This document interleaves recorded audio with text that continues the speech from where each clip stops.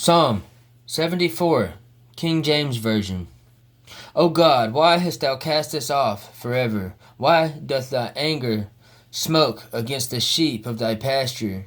Remember thy congregation, which thou hast purchased of old, the rod of thy inheritance, which thou hast redeemed, this Mount Zion, wherein thou hast dwelt. Lift up thy feet unto the perpetual desolations, even all that the enemy hath done wickedly in the sanctuary. Thy enemies roar in the midst of thy congregations. They set up their ensigns for signs. A man was famous according as he had lifted up axes upon the thick trees.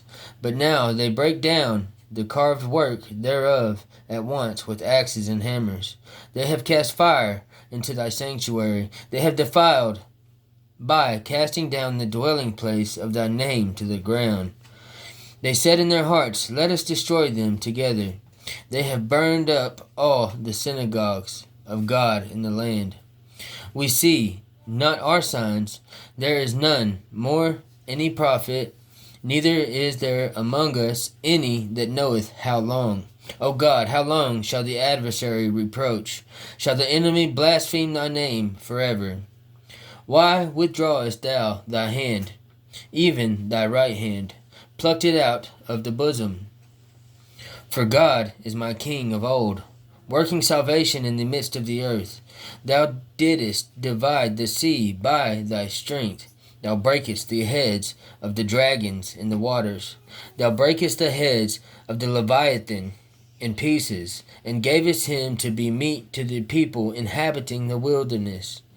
Thou didst cleave the fountain and the flood.